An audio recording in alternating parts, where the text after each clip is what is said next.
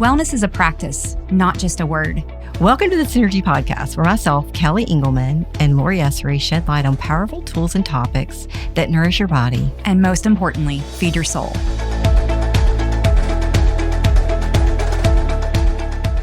Welcome, Synergy listeners. We are so glad you guys are back listening to the Synergy Podcast, where we believe we're stronger together. We are so excited today because we have Kez Broad in studio. I cannot believe I got her here, but I'm so excited I did, and I know you will be too. So let me tell you a little bit about Kez. In 2010, husband and wife Gareth and Kez Broad moved to Mississippi and subsequently became the founders and management of Noggins Salon, now a top 200 salon in the USA.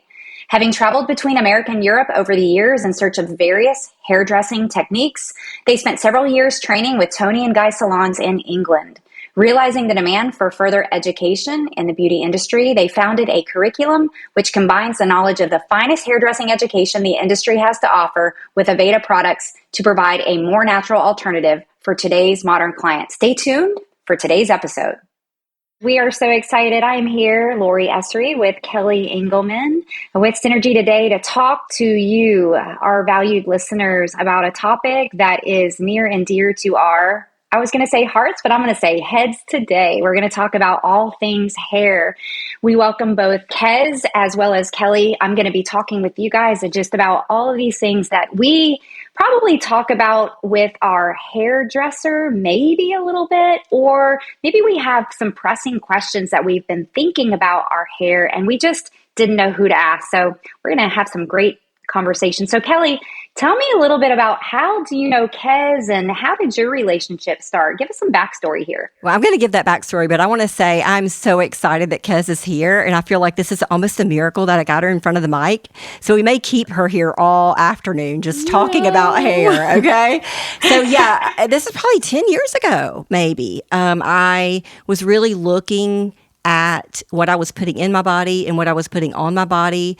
I had just gone through a really deep dive into food sensitivities and had removed a lot of things from my diet. And as a result of that, dropped a lot of body fat and had lost some hair. You know, my hair was shedding. And so I was like, and I was starting to see some grays peek through that I was not happy about. And I didn't really want to put synthetic hair color on my hair. And I was just like, where do I go? So I had a patient come into me and tell me all about Noggins. And so I went in seeking like the best. I wanted to tiptoe into this part of my life a little cleaner than the average person. And I was just so privileged to have met Kez during that journey. So welcome. Thank you. And, you know, in meeting Kez, we realized quickly that our relationship was going to be bi-directional, right? Yes. So Kez, tell us a little bit about your story. What do you remember about our meeting and kind of how it progressed from there? When Kelly came in and she let us know that she worked on shedding with a couple different treatments at her facility, it was really interesting because shedding is something that everyone experiences normally at some part of their life that is exacerbated more than another time. And she invited us out to her practice to play with her toys. She had a little machine that magnified the scalp that you could look at, you know, what the quality of the hair is in a thin spot or a bald spot. We also talked about PRP and how that worked and how the platelet-rich plasma actually acted like a stimulator to wake up those sleepy follicles and get them going again. And once we had completed talking about that, we were talking about more things that she does at her clinic. And I said to her, I think I need to be here. And she did. Yes. That's what kind of happens. Yes. That kind of happens, doesn't it? Yes. Yeah, we get intrigued about it. And I love what you said about that she shared her toys, you know, because it's like a wellness haven when you go there, and it's fun to get excited about those gadgets and those tools to help us be healthier. Absolutely. And just really was something that I knew existed in my industry, but it's not something that hairdressers learn in school or we don't have access usually to a friend that has that kind of equipment to play with. So it's kind of one of those things where there's a huge disconnect between doctor and hairdresser, and really those two things belong together. Mm-hmm. So Noggins is your salon name. Is that correct? Yes. Because, Noggins we say is head, right? Use your noggins. Yes. Yeah. So when Kelly said it earlier, I'm like, I think I need to go back and say Noggins is the name of your salon. Where did you come up with that? That's super cute. Obviously, we know it is our head, but that's super cute. I cannot take credit for that. I moved to the U.S. 15 years ago from England. I don't come with the accent because I'm Canadian raised. And Noggins was a salon that was failing, and I got into agreement with the owner that I would flip it. In exchange for getting them out of the red and into the black, they would give me ownership of the salon, which was a big deal because I had no capital, no American credit, and all of a sudden I owned something, which is how the American life begins. So it's a huge blessing. Yeah, what a phenomenal story. That is amazing. And now you have the ability to touch lives, obviously not only touching Kelly's lives, but together, as you said, that relationship between practitioner and you as an expert in your field has the ability to touch so many others. I would love to dig in a little bit to what you said about shedding. One of the things we see commonly in functional medicine is hair loss. And the question we often get is the amount of hair loss I have normal or not? How do we know? So the average hair loss should be 80 to 120 hairs a day. And normally we don't see that happen if it's a healthy amount of hair loss. You may see a hair or two on your shirt, a hair or two in your brush, or a hair or two in the shower. It's when you're flinging a wad of hair across your shower door. It's when you're cleaning out the entire brush every time that you're brushing your hair while it's wet, that's your body's check engine light. Something here is awry. And it is the science experiment that has so many variables, like most medical things. We have things that affect the hair topically and things that affect the hair internally.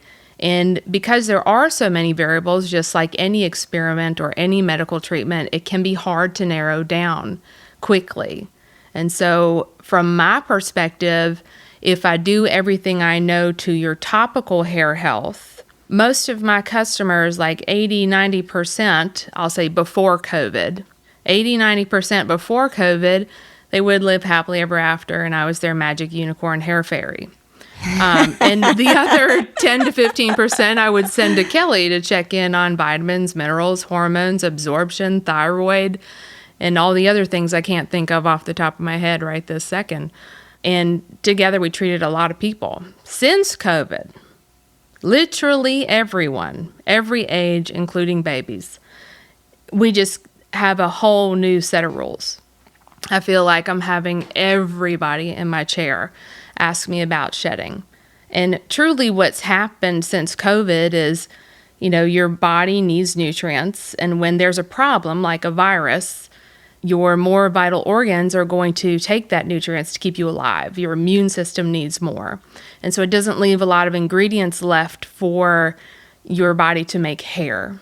And during that time, your hair goes into a dormant phase where it stops growing. After the dormant phase, it goes into a shedding phase. And after the shedding phase, it starts to regrow. However, for some reason, since COVID, we've noticed that the life cycle being how long a hair grows before it sheds and becomes a new hair, has stunted. And I'm really seeing it very badly in babies who went through their formative years during COVID. It's been really, really tough to get these babies out of this poor life cycle. So again, that's where Kelly comes in, where she can look at, do you have enough ingredients to make hair? Has your life cycle been affected? And what do we need to do to boost that and get your body out of that hoarding of nutrients to the immune system and the vital organs? Yeah, so that's where functional medicine comes in, right? Yeah. So when I think about hair loss and hair shedding, and to Kez's point, rules have changed in the last 3 years, but we oftentimes think about blood flow. Mm-hmm. Are we getting enough circulation to the scalp? So I'm going to give you a prescription right now to have your spouse massage your head every night. Nice. Okay, that's a prescription, right? That shouldn't be hard to accomplish. It's very relaxing, brings blood flow to the scalp, and we need the blood flow to deliver the nutrients, right? But then we have to have the nutrients, right? Yes. So are we eating what we need to be eating? And studies show us actually that the Mediterranean diet has been the most studied for hair loss and hair regrowth. And really, it's about variety. You know, in the Mediterranean diet, it's rich in fats, it's rich in proteins, and it's rich in fruits and vegetables. So we need all of those complements to grow really good hair. But guys, just because we're eating it does not mean we're absorbing it. So if we can't absorb it, if there are some digestive issues going on, then perhaps we're not absorbing the things that we could be getting. And to Kez's point, and if the immune system is taxed out, the immune system is taking a lot of those nutrients to rebalance. Right. So Kelly, what kind of testing are you performing in your clinic to really get to the underlying root cause of the hair loss? Yeah, so Kez mentioned earlier the dermoscope. So we basically have this microscope that we can look at the follicle and see, what does that follicle look like? You know, are those follicles spaced in a way that is a healthy pattern, or is there sparsity in those follicles? Does that follicle have blood flow? You can see microvessels under the scalp, and, you know, is it getting good blood flow? Is there shadowing of a hormone called DHT? So dihydrotestosterone can cause shrinkage of that follicle. So when you're growing new hair, you're growing thinner hair, wispier hair, and it's not as luscious as it needs to look. So that's part of it. We want to look at that follicle and see what's going on. The other part is hormones. You know, we want to look at those hormones. What are those hormones telling us? Are we cortisol dominant? Are we lacking in thyroid hormone? What's going on in the hormone cascade? There's such an interplay between your sex hormones, your stress hormones, and your thyroid hormones. And you really need to look at all of those together. And then gut health, right? What's the gut doing? Do we have an imbalance in bacteria and viruses and parasites and yeast going on in the gut microbiome? And then oftentimes we'll do nutrient panels. At a minimum for nutrition, I'll do ferritin and B12 and, of course, vitamin D. But oftentimes we will look at micronutrients as well. So it's a combination of testing and looking at the hair follicle, as you said, and understanding that the hair follicle is very nutrient needy. And I think, Kez, that's what you're mentioning too. And then doing the diagnostic testing. So at my salon, we chose to go with Aveda as our brand. And going off of what Kelly said about how you need this variety of nutrients. So a phenomenon that happens with people's hair products is they may find something that works really, really well, and 6 to 8 weeks later, it's not having that same result that it was. And what you're experiencing is what you were using had one specific nutrient in it that your hair needed, but it didn't have all the nutrients that your hair needed. So the nutrient that specific product had got depleted. So now you have the same issue you started with, but in another category. So Aveda is my favorite because they have single nutrient products. And by that I mean there is one protein-based shampoo and conditioner, a moisture-based shampoo and conditioner, a bond repair shampoo and conditioner, which is for things like breakage. They also, Kelly had mentioned this DHT hormone. They have a hormone removing shampoo, and that's exactly what it does. DHT is a thick, waxy hormone that sits on top of the scalp. It can remove it. So we teach our clients that you don't need one shampoo and conditioner. You need 3. Their husbands love us for that. And that you I bet they do. Rotate them equally. And everyone will always get a favorite. And I have to threaten lives and say, I know that you really like the one in the pink bottle, but the other 2 will get jealous. They need to be rotated.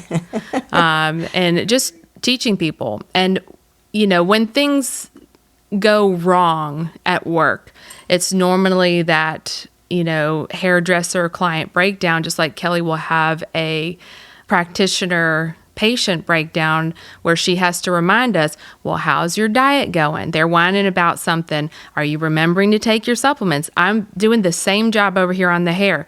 Do we still have all 3 conditioners? Well, no, Kez, I ran out of 2 6 months ago, and I've just been using the protein one. Well, you haven't used moisture for 6 months, so let's go back to doing that and you'll see your hair snap back, and it always does. So it's really cool when you get that variety going inside and outside, just how quickly the hair can heal. As the same thing with the body, you get it the right nutrients and it starts to heal itself. So you touched, Kez, on something I wanted to dig a little bit deeper into, which is apparently your journey with your own health that has obviously impacted what you do. So tell us about your journey in healing yourself and how that impacts you at your work, in your work. Yeah. So like I said, I was in Kelly's clinic and I was 90 pounds heavier than I am now and very inflamed, had some chronic issues.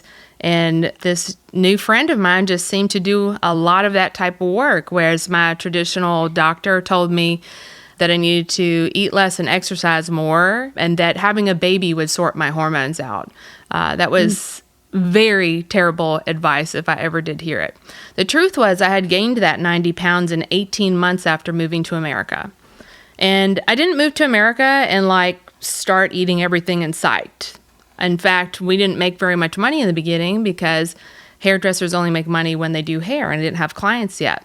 So calorically, it really wasn't a huge change from what I was eating in the UK. But Kelly explained to me at that early time that the quality of the food, what chemicals are used when the food is grown on U.S. soil, to my very old, very British genetics, my body didn't understand it as a food source. And my immune system kicked in and attacked gluten in particular, which we now know is grown covered in Roundup. So my very old genes don't know what Roundup is and didn't want to process that as a food. And when you can't get nutrients from your food, your body decides to store what you eat as fat, thinking that you're starving.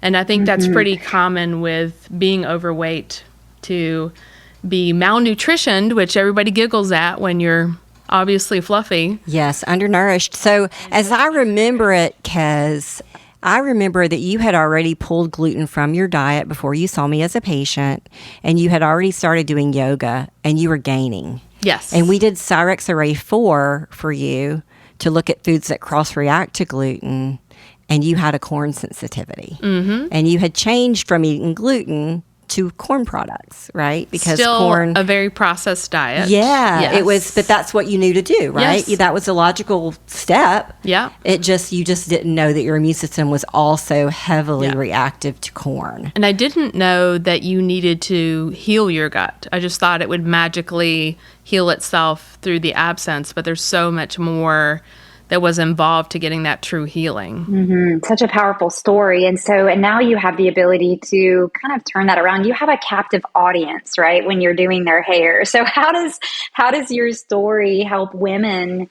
feel seen and heard? Because that's what happened with you. You were seen and heard, and someone understood perspective and laid it out in a way that you could apply it differently. And apparently it worked, right? So how does that transition to your practice there at the salon? That happened pretty organically. You know, if you start showing up to work a dress size smaller every time that they come in for their 6-week appointment, they're going to be like, all right, sister, what's going on? Because I need to drink your Kool-Aid.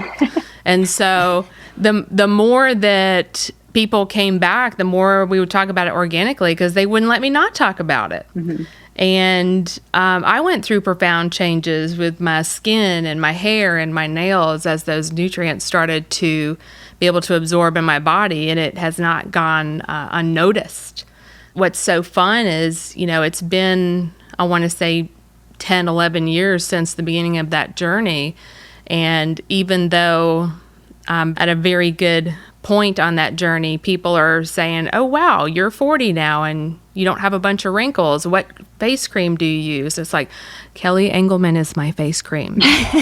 Go look at your labs, drink some water, look at what's making you inflamed. You know, that clarity that you see in my 40-year-old skin is, you know, diet and supplement related. Not that skincare is not important, but there's no face cream out there that's going to make you look better if the insides aren't doing well. And the same is true about hair care.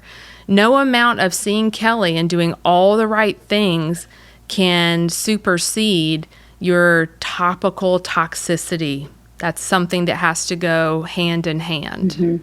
So I think what you're saying, obviously not just your skin is a testament to how you're nourishing your body, but your hair is absolutely a testament to that too. What constitutes a healthy head of hair? I just have to know.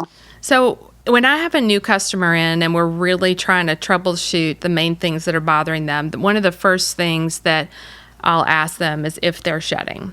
Typically, if they're shedding, there are things like silicone, dimethicone, trimethicone, acrylates, and petroleum in the products that they're using. These are types of coatings that are in typical hair products. They're in there to make the hair shiny and to make the hair detangle easily. Unfortunately, as a result, one of the side effects is those coatings get stuck in the pores of the scalp, clogging the pore and then causing the hair to shed.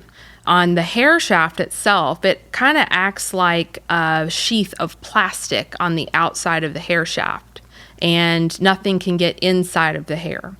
So if you have sealed the outside of your hair, you could use the most expensive conditioner in the world and it'll sit on top of the hair rather than getting inside of the hair. So you need your hair to be porous and unsealed in order for it to receive nutrients from the outside in. There's also a part of the hair called the polypeptide chain, which is in the center of the hair. It breaks down due to color, highlights, and heat damage. And there's a product that we use that helps to fill the dings, if you will, in the polypeptide chain. Now, the polypeptide chain is what gets nutrients from the food that you eat and the supplements that you take down through the center shaft of the hair. And Kelly and I kind of accidentally discovered this together because that was not in my cosmetology book in hair school. But I would send people to Kelly and some mystery things about their hair would change. I had one client who had uncombable hair syndrome. Google it, it's hilarious. In uncombable hair syndrome, it's exactly like it sounds. You cannot get a comb through it. And she was doing everything right to her hair topically, and it made no sense that this hair was still in terrible condition. She became Kelly's patient, and Kelly was able to identify that she had some deficiencies. And by the very next haircut, 4 weeks later, the hair was combable. And so Kelly and I had to admit to each other that nutrients gets from your scalp all the way down to the tip. Not just as it's growing out, but it can travel through the hair. And we've always been taught that hair is dead, right? It's not live, right? And so Lori and I, when we would do PRP, would always be amazed at how the hair texture changed. It got beautiful and shiny. Crazy how and we it always would changes. talk about that. Like, it didn't make sense. Like, we just did the PRP. 2 days later, my hair looks amazing. How? And I think that's how. Like, we're getting that nutrition. It's that polypeptide chain. Yeah. Now, that conversation between Kelly and I was a decade ago. The product that deals with that is only a year old. Yeah. So the industry is catching up and going, oh, what's this little doodad for? And has finally found a way to support it. And that's been such a game changer because if I can keep the polypeptide chain stronger, I can heal people's hair quicker if I'm able to heal it both from the inside and the outside.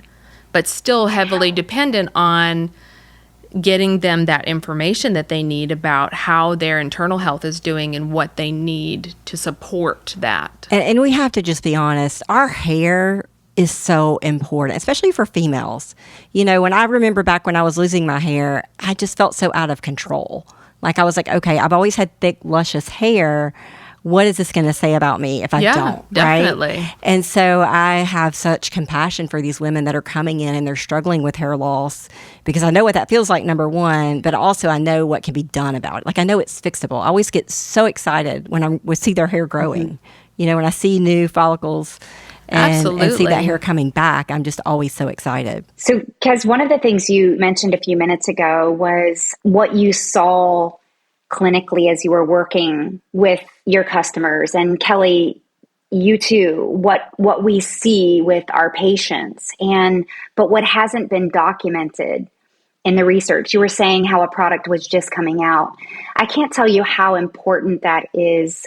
And I commend both of you for, looking and, really digging into and paying attention to those cues and clues and trying to connect those dots, because it does take research where they say 10 to 15 years, right, to catch up to clinical practice. And it takes us being attentive to that. What other things? I mean, are there some other things, or we have to save that one for later, of like these little secrets? Because that was a really good one. Kelly and I, we kept saying, what is this? Like 2 days later, as Kelly said, my hair would be amazing. It'd be same product, same food, nothing else changed. I had PRP and my texture of my hair was amazing. So any other secrets, any other things that you guys are picking up on out there that you need to share with me? I want to touch on you talking about what happens in clinics and what, catches up is often has a big time lapse. Hair products are not drugs. Very rarely does a hair product get a clinical trial. And the Aveda line that I use spent a lot of money clinical trialing our DHT removing anti-shedding shampoo. If they were to clinical trial every single product that they make to make a bold claim, they would be bankrupt. And so the medical industry deals with that too. And, the laws about what you can say about a drug or a supplement are oftentimes back practitioners into a corner and hairdressers into a corner. And so it is through the development of these relationships of pulling Kelly's medical world into my hair world and us just making observations and doing what we know at the time and seeing what patterns arise that really help us to help people before there's a really good explanation for that. And there's nothing like your own personal health journey, like what I went through and all the things that were happening with my hair, from shedding to breakage and crumbling, watching that reverse and how quickly that reversed, and being able to tell my clients like, hey, I know you're seeing my waist length hair right now, but there was a time when it wouldn't grow past a certain length. And there was a time when the front of my hair would break before it hit my eyebrows. It is the check engine light. It's the body going, hey, there's a problem. But it's just so cool to me how those things we come to sometimes make peace with can be reversst. And yes, because we accept sometimes that we're stuck with that. And there are people and practitioners that know otherwise, and it's just so neat. Yeah. What medications, Kelly? I want to ask this because I know a lot of our listeners, COVID was definitely a big insult, if you will, to hair, right? Driving a lot of hair loss. We saw it. But what either medical conditions, and I know we hit on that a little bit, but what medications? Because I believe there are medications that patients are on too that can lead to hair loss. Can you name a few of those or talk about those? And I'm just going to speak strictly from experience on this. I haven't seen any research to support this statement, but what I see by and far is all of the PPI use. So Nexium and Prilosec, anything that decreases stomach acid and prevents the absorption of proteins and the production of B12 destroys the hair over time. Those medications were put out to be used for 2 weeks at a time and for episodic reflux, not to be lived on for months and years and years. And so I see that be a common thread to not just hair challenges, but also intestinal dysbiosis and bone loss even from the use of those medications. So that's one that if there's anything that you can do to get off of that medication, working with your provider that you're seeing, I think that would be worth pursuing. There's a reason you're having those symptoms that require that medication. Let's look for the root cause of those symptoms. Yeah. Yeah. And so how fast does hair actually grow? Kez, like what do you see in the way, what would be normal for you to watch for hair growth? I just wanted to touch on what Kelly just talked about with medication before we go there. Sure, absolutely. I've had a lot of clients share with me what medications they're on because they have concerns about their hair afterwards. Some really shocking medications have been treatments for migraines, actually causing something called hair pitting, which makes it look like an extreme pothole case under a microscope and causes a lot of breakage. Things like methotrexate, all the autoimmune drugs, they really greatly change the texture of the hair. So that blocks the folate cycle. Yes. So that goes back to nutrition as well. And I wanted to mention that the clinical trial shampoo by Aveda actually removes DHT, but it also removes medical waste. And so, everything that goes into your body actually excretes out of the pores as well. We think of excretion as being your BMs. However, it is coming out of the pores too. So whether it's a cancer patient on chemotherapy or someone's on a migraine drug or someone's on an autoimmune drug, that type of remover is really great. And the clients that have spoken to me in particular about autoimmune issues and headaches, I share with them the part of my story where I had chronic headaches. And rather than get on a medication, Kelly was able to identify what my inflammatory triggers were, remove those from me, help me heal my gut, and then the headaches went away. And for me, that's a much better victory than taking a migraine medication for the rest of my life.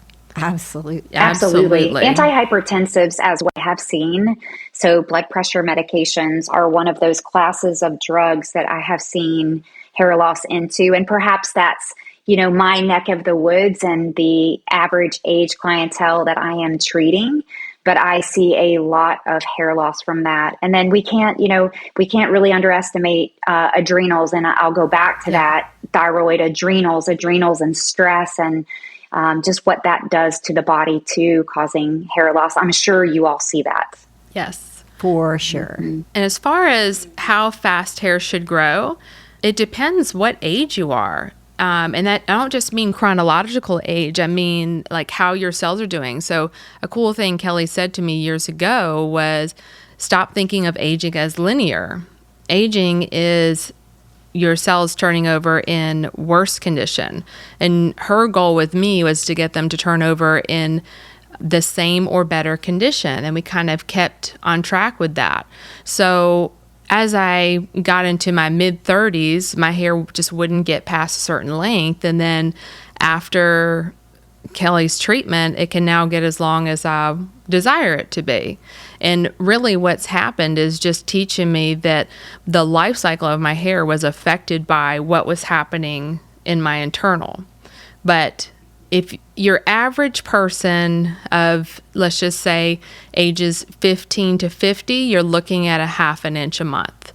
But there are so very many variables that affect that. And COVID, of course, being the worst variable I've ever seen in my 26 years of doing hairdressing. A lot of people got stuck in that dormant stage, and it's hard taking them out of it. Absolutely. So how often should we get a haircut? You taught me this, so. So again, a lot of variables here. So my hair is waist length. It's naturally curly. It's very coarse. It's very thick, and I have a little bit of gray. And so at my length of hair, I cut my hair every 3 weeks because in 3 weeks, hair that coarse will get a tiny little split end at the very, very bottom. If I leave it there, what will happen is unraveling. So if you look at hair under a microscope, it looks like a rope with a roof on it. And the roof shingles fall off, which cause the rope to start to fray. That's your split end. And then the rope can unravel. So if I want to keep this hair this long, I have to be very, very diligent. So each person's hair is assessed when they come into me for the first time. And I let them know, if you want to grow your length, you need to come in X amount of weeks. If you want to maintain your length, X amount of weeks. And if you don't mind having a good inch cut off each time, X amount of weeks. So we just kind of help the clients guide to what their goals are and making sure that they're not growing and breaking at the same rate. I've had a couple people sit in my chair that are just like, I don't want to get a haircut. I want it to grow long. And they don't get a haircut for a year. They're refusing to follow Dr. Kez's orders. And what ends up happening is that year later, their hair is shorter than when it was when they left. And that phenomenon is poor life cycle tailored with the growth to breakage ratio being out of whack. So what I hear you saying is if you want your hair to grow, you've got to cut, you've got to trim. And the frequency of that really is due to or is driven by the type of hair you have, right? Yes. And the other yeah, variables. Which are a lot. Yes. A lot of variables. Yes. Yes. I see Kelly smiling over there. Well, She's I'm smiling like, because yes. I'm thinking, okay, how can I say that Kez is already booked up? No one needs to schedule with her anymore. That's just selfish, Kelly. I know we just told you to get your hair cut every 3 weeks, but forget that. What she's really saying is she loves you, Kez. And she really, although she would love to share you, she really needs to make sure that you've got appointments for her. I'm very jealous. I'm very jealous. There's always after hours. Okay. So, Kez, you were talking earlier about products, and every time Kelly and I travel, there's this product in a green little bottle that if she's running low on that, she panics. She should. And so I think she should. Okay. I was thinking that because I think it's for heat damage, and I want to understand better because I have curly hair. I heard you say it. Naturally, I have curly hair, and I want to straighten it all the time. What does heat do to the hair, and how can we stop that damage? So I'm going to go a little bit further into how your hair works to explain that. So every time your hair is wet, your disulfide and cysteine bonds that are inside of your hair break. And every time it's dry, they reform. Those disulfide and cysteine bonds are susceptible to wet and dry and hot and cold. So you're able to reform your hair into different shapes because you're manipulating those bonds.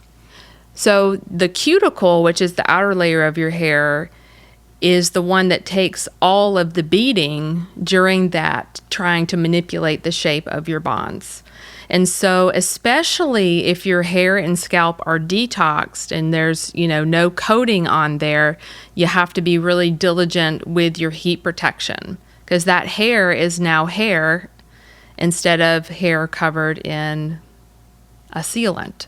So we are spraying that to protect the outside cuticle. The cuticle is what's protecting the rope that we talked about that's underneath. If we're suddenly ripping our roof shingles off of the roof of our hair house, more moisture can get into the hair. When we walk around in our humid weather here in the South, if we don't have lots of shingles on the roof, we get frizzy really quickly. And so that heat protection is going to make sure that that hair is sealed, but not by using the tarmac of hair products. It's sealed in protecting it from the heat while closing the cuticle organically instead of chemically. So you should panic, Kelly. Now I should too when I run low in that product. Yes. So I do have curly hair. Is it bad to straighten it as often as I probably do? I straighten it like 5 days a week. So the hair and scalp, if they're detoxed and the hair is porous and you're rotating through your conditioners and you're using heat protection, we have found that people can have a pretty good experience with it. But I would be questioning you if you were my client on what's going on with your haircut that's causing you to have to restyle it all the time. Because a really good shapely haircut, you should be able to sleep on and still look cute when you wake up. So I'd be looking into some other variables into how's your shape doing in the haircut?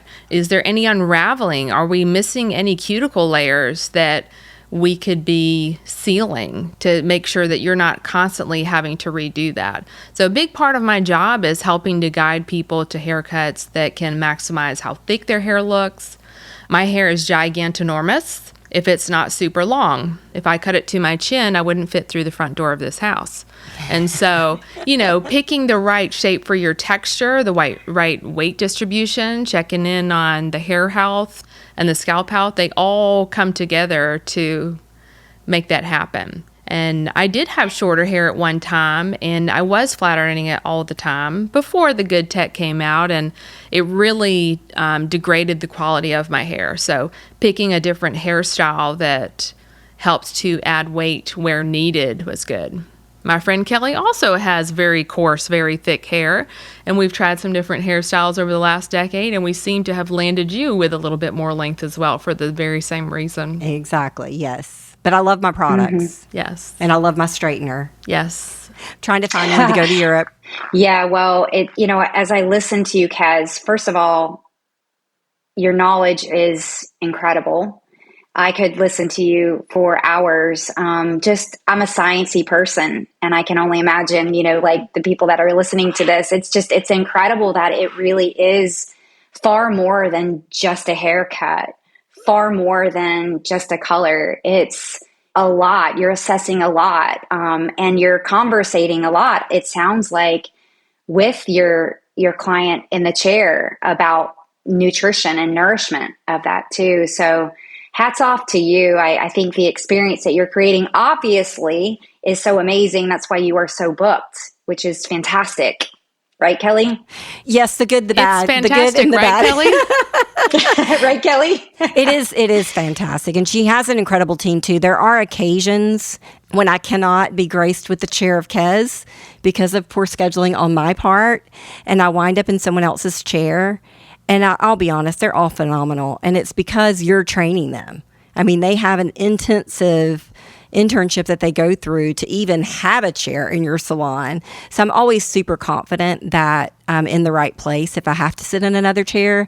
However, Kez and I have such incredible conversations. Like, I can't miss my Kez Fix in just learning all of this hair knowledge and how I can be helping my patients better. She's always giving me insight too in what my patients are coming back saying to her, which gives me insight as to what I need to be talking to them about on their next visit. So there's a lot of conversation that happens, broadly speaking, with patients just on topics like what are patients in general experiencing, what could we be doing better in functional medicine, and the way that we communicate with our patients and motivate them to make the changes that they need. If they're motivated by their hair, great. If that makes them eat more greens, great. Let's have the conversation, because hair is such an important part of, the female experience. And I'm not leaving the guys out too.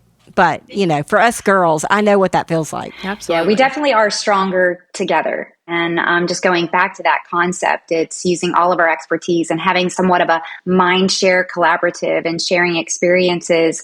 I hope we have some time to ask some product questions, because I have some product questions. Do we have some time to do that? Yeah, let's do it. Awesome. So I keep hearing you talk about Aveda, and I have experience in years past with Aveda, and thanks to Kelly, I have had the ability to experience more Aveda product because she shares with me, which is great. It may not be the best product for me, so Kez, I might have to come and get a consultation when I'm in Mississippi next time. But I really, you hit on a topic earlier, Kez, about the science and the testing and just cleanliness and things like that of product. How do we, if we don't have access to you, Kez, how do you recommend the average consumer verify or check product? How would you, what tips would you give the general consumer for hair care products? That's a really good question. So I have Kelly Engelman in my life, but I also had a chemical engineer father to ask a lot of questions to. So I had an unfair advantage in getting sciencey with hair. And unfortunately, around the country, it's been really hard for my clients that move away or for people that are far away to be able to have those conversations with their hairdresser.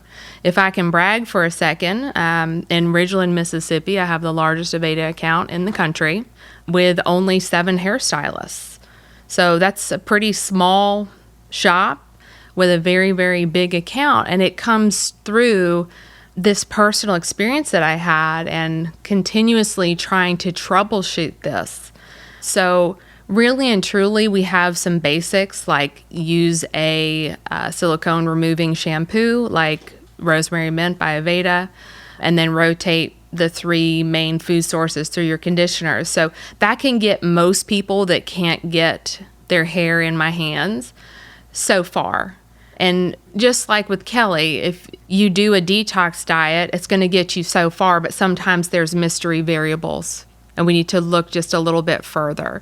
So we have very similar jobs where there's some good advice, but if Kelly says eat salad for a week and then my Cyrex lab comes back that I have a arugula allergy, then I would have been still inflamed. And so test, not guess, is what she's always said. And I was able. I love it. Yes. I was love it. Yes. able to develop a test to test people's hair.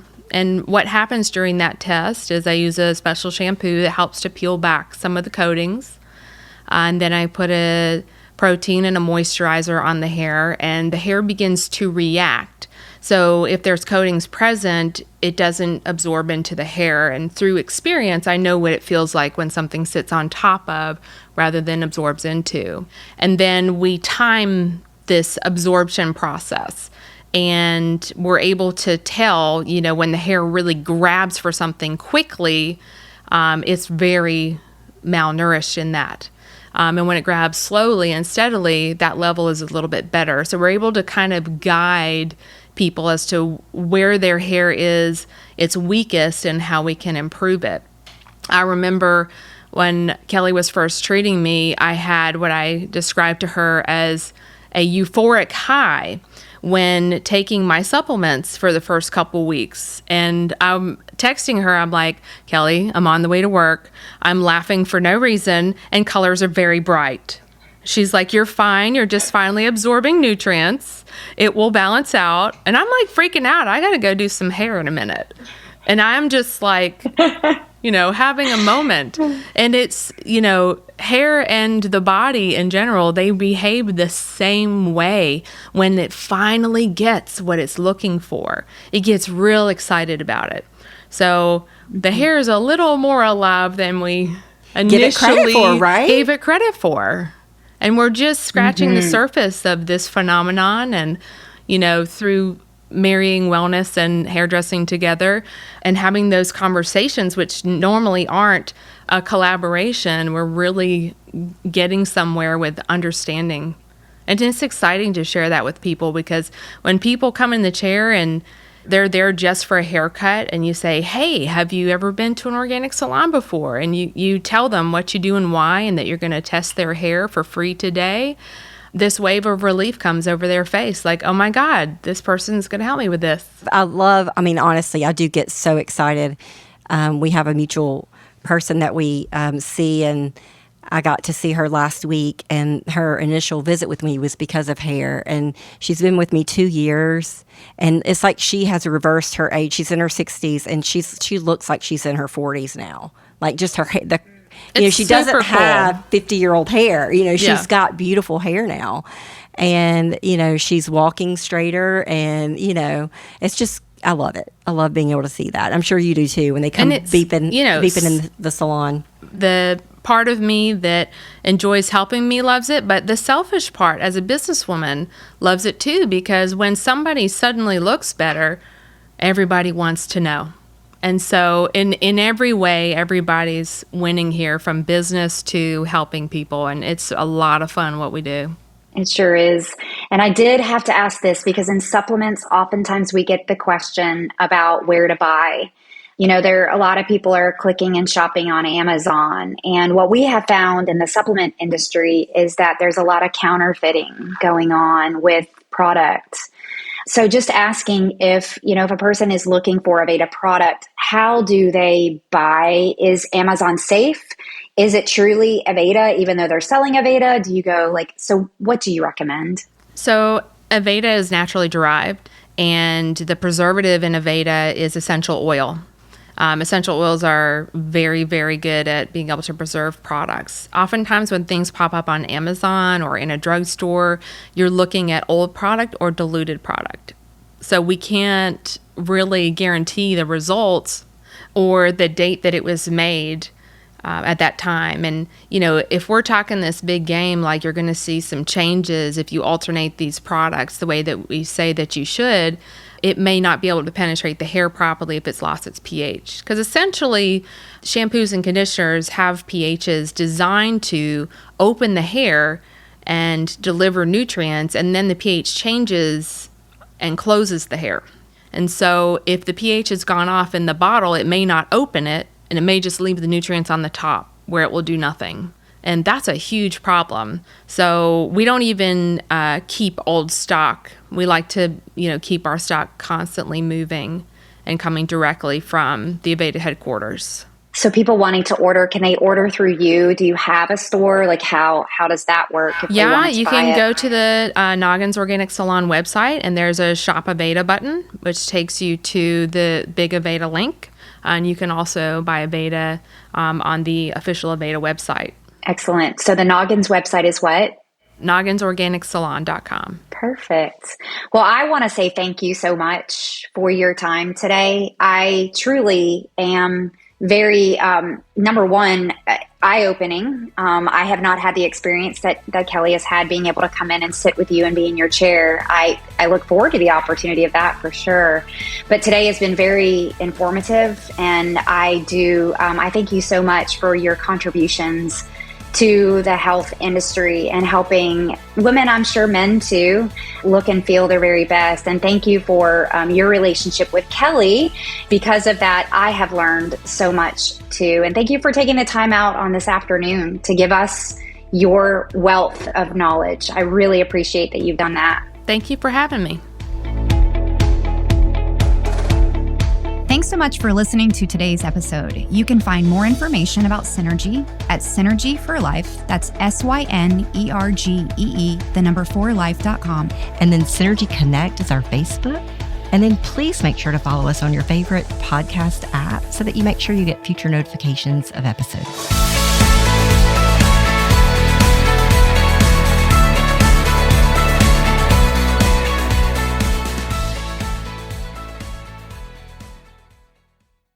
The purpose of our Synergy podcast is to educate. It does not constitute medical advice. By listening to this podcast, you agree not to use this podcast as medical advice to treat any medical condition in either yourself or others, including but not limited to patients that you are treating. Please consult your own physician for any medical issues you may be having.